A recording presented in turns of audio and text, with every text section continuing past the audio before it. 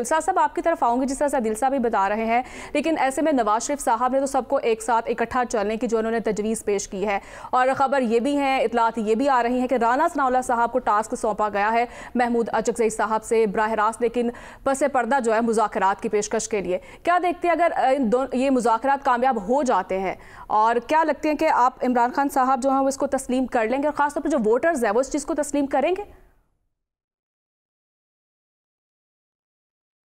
देखिए, सबसे पहले तो मुझे इस बात पे खुशी हुई कि हमारे भाई अदील वड़ाइच साहब ने इस बात को तस्लीम किया कि अगर मुज़ाकरात इस्टेब्लिशमेंट और पीटीआई के दरमियान हो जाएं तो इसमें कोई मज़ायका नहीं।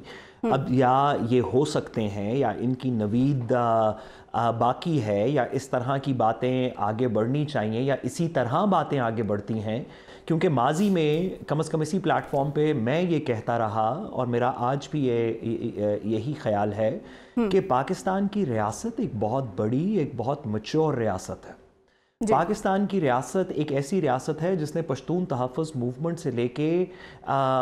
ऐसी पॉलिटिकल पार्टीज़ जो कि अलहदगी पसंद थी उनसे भी बात की। पाकिस्तान की रियासत एक इतनी मैच्योर रियासत है कि जो पॉलिटिकल पार्टीज़ नहीं थीं, जो वैसे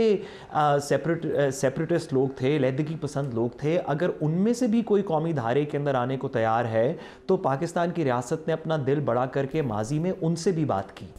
इस सारे एनालिसिस की बेसिस के ऊपर मेरा पहले भी ये ख्याल था, आज भी ये ख्याल है कि पाकिस्तान की रियासत की इतनी बड़ी है, पाकिस्तान की रियासत, उसके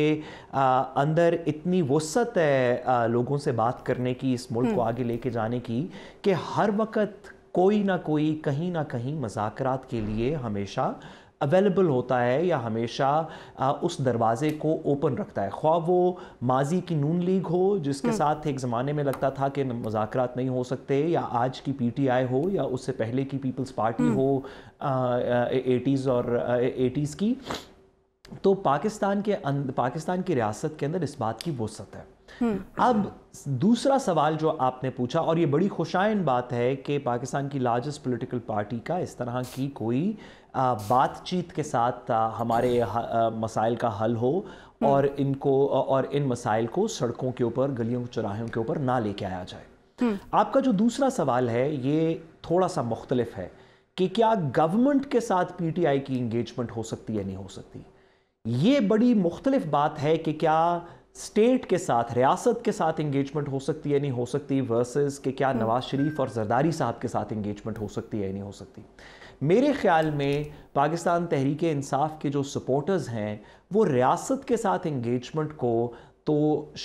एक्सेप्ट कर लें। मेरा ख्याल है माजी के अंदर भी उनका यही ख्याल था कि रियासत के साथ बात होनी चाहिए। रियासत और पाकिस्तान तहरीक इंसाफ जो कि आवाम को रिप्रेजेंट करती है, इनको किसी तरीके एक पेज के ऊपर होना चाहिए। लेकिन अगर मेरे नाकिस से फ़हम में पाकिस्तान तहरीक इंसाफ की लीडरशिप नवाज शरीफ साहब के साथ बैठ जाए, या जरदारी साहब के साथ बैठ जाए एक पॉलिटिकल सेटलमेंट करने के लिए, जिसके अंदर कुछ लोगों को छोड़ दिया जाए, कुछ मुकदमात बंद हो जाएं, कुछ अंदर आ जाएं, कुछ बाहर आ जाएं, अगर इस तरह की कोई बात होगी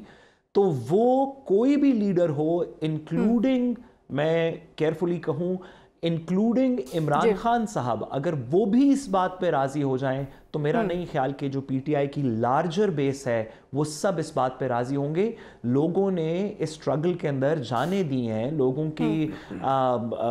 बच्चे शहीद हो गए, लोगों ने जेलें काटी, लोगों के करियर बर्बाद हो गए, लोगों के कारोबार बर्बाद हो गए। जो इस दूसरी साइड ने, अगर आप सियालकोट की एग्जाम्पल ले लें तो ख्वाजा साहब ने जो अपने सियासी मुखालफीन के साथ किया, इस तरह तो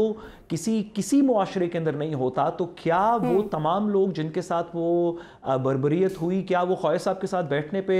राज़ी हो जाएंगे? तो मेरा ख्याल है कि गवर्नमेंट के साथ इंगेजमेंट में पीटीआई को मसला होगा अपनी पॉलिटिकल बेस की तरफ से, लेकिन रियासत के साथ, स्टेट के साथ इंगेजमेंट पहले भी होनी चाहिए थी, अब भी होनी चाहिए।